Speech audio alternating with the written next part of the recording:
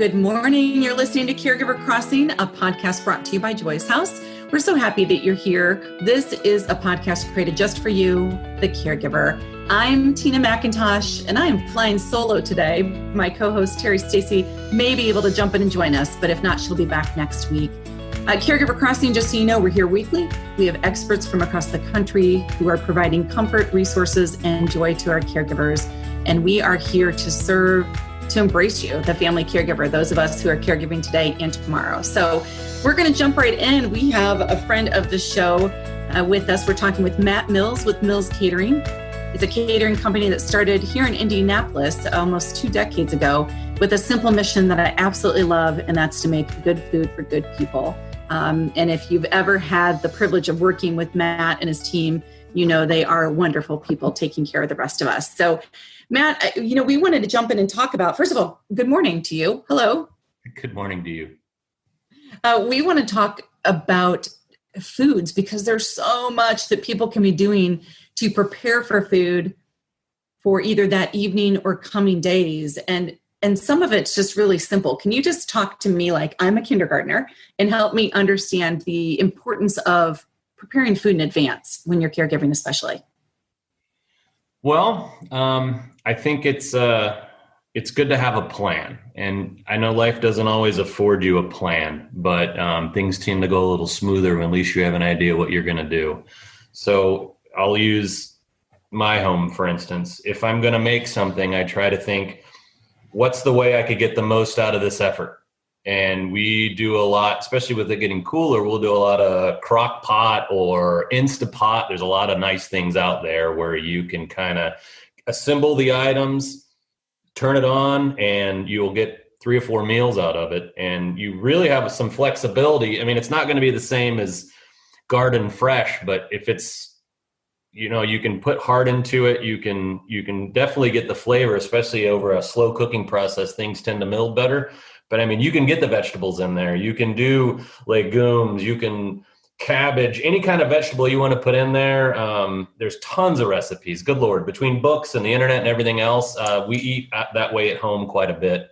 And having the items in place where you can get the little to-go boxes, or you can get the little carry-out containers, or you can get Tupperware and you can start freezing. And then, if you can get 5 meals out of something, then now your effort, you've whatever that number is, quadrupled your effort. I'm bad at math, sorry. Sure, I'm going to go with quadruple. Able to get additional meals out of it, and you can kind of make it still a balanced meal. And if you do have low salt, if you do have some of these dietary needs, by letting everything kind of sit together, you don't have to flavor as much because they've had more time. We call it getting acquainted.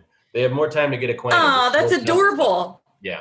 You talk about the food gets acquainted with each other. Yeah, like flavor so development. Like it has all this time to they hang out and they kind of get along, and then suddenly everything that would taste different when they're apart, when they're together, they'll become a more better thing. No, but they just you get a better flavor consistency and everything else.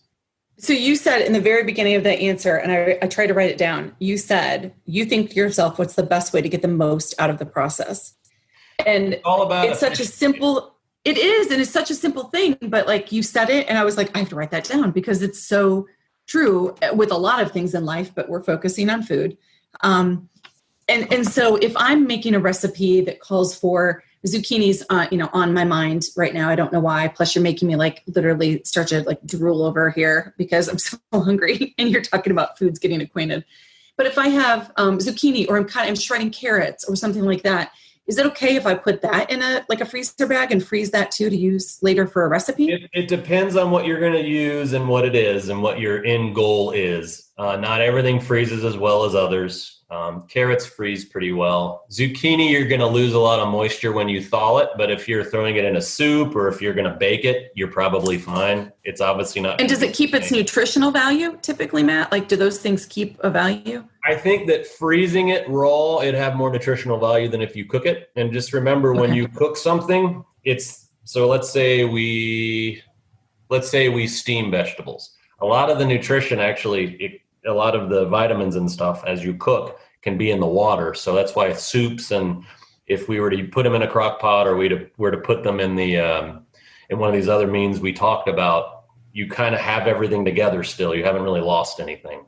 Does that make sense? Okay, so you're saying that I boil vegetables a lot in my household. My family just likes them, but I always worry about losing that nutritional value. You don't lose all of it, but I mean, I know, but still any of it, right? Nutritious way to do it, but not everyone likes to eat, I don't know, raw broccoli or raw asparagus. So, but I'm thinking it would be smart for me then if I'm making a soup and maybe I've boiled carrots to use that water to go in there. There are just a lot of things I don't normally think about. And I'm going back to your comment, the best way to get the most out of the process. And I think that gives me some things to think about. Now, for people, I have these women in my life primarily who plan out their meals for like the next week or two, and they're measuring and they're doing all this, and it feels overwhelming for my brain.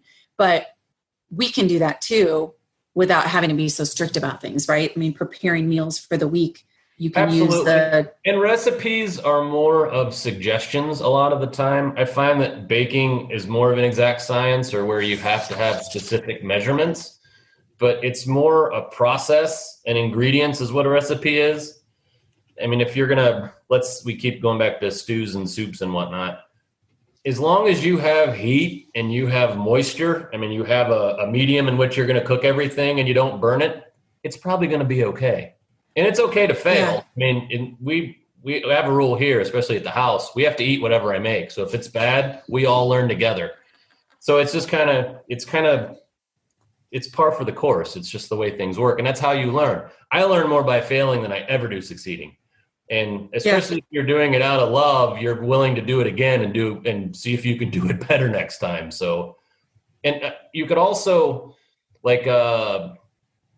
roasts and things like that. There's things that you could have done. You could freeze the actual entree portion, and then you could worry about your sides later. I mean, carrots are a great thing. You can steam them. You can throw them in the microwave. You can roast them. I'm just thinking things that last a long time. They're having more and more. You have opportunity to get pre-cooked starch, wild rice, quinoa, all these different things. And you can easily throw a meal together if you have the finances to do it. Quickly by having a plan, knowing I'm going to do this today, this tomorrow, and then you can start pulling stuff. And I know not everyone has that luxury. Well, and I'll say this too, and then I've got a question for you before we have to end for the day. I mean, I like to shop a lot at Aldi's, and I like to do a lot of, smart shopping for my dollar, basically. And you can find these ingredients you're talking about anywhere. You just have to be willing to look or do your curbside pickup. Matt, question for you. Do you have a favorite easy crockpot recipe by chance? You make it sound like I use recipes. That's fair enough. Fair enough. A dish. We'll just call it a dish. I certainly when we eat here, we do a lot of bean-based things, split peas. I like the lentils. I kind of just like legumes, and usually whatever you put in there is good. Sweet potato, butternut squash. I mean, we don't usually do the light food when we're in that medium, but it's just kind of, I don't know, a smoked turkey is great if you want some flavor and you don't want to use ham, even though a ham hock, good Lord. But anyway. Oh, all of it sounds so good. I digress. Okay, so if people want to get your cooking, how do they get a hold of you? Do you have a website that they can go to? We do. It's millscatering.com, millscatering.com. We also have Facebook. It's Mills Catering, and our office is in Broad Ripple. We won't answer the door, but if you call, we'll pick it up. I'm telling you, Matt and his team they're like magicians. So please check them out. Again, Matt Mills with Mills Catering. I have 2 little nuggets I wrote down. Again, your advice on what's the best way to get the most out of a process is great. And I love that you said recipes are more of a suggestion. I wrote that down too, because I think it's brilliant. All right. Well, we're going to let you go for now, Matt. Thanks so much for joining us this morning. And we will bring you back on again soon. I have no doubt. Keep up the good work. Thank you. Thank you. You as well. So for the rest of you, we will be back next week. And until that next time, we ask that you just take good care of each other.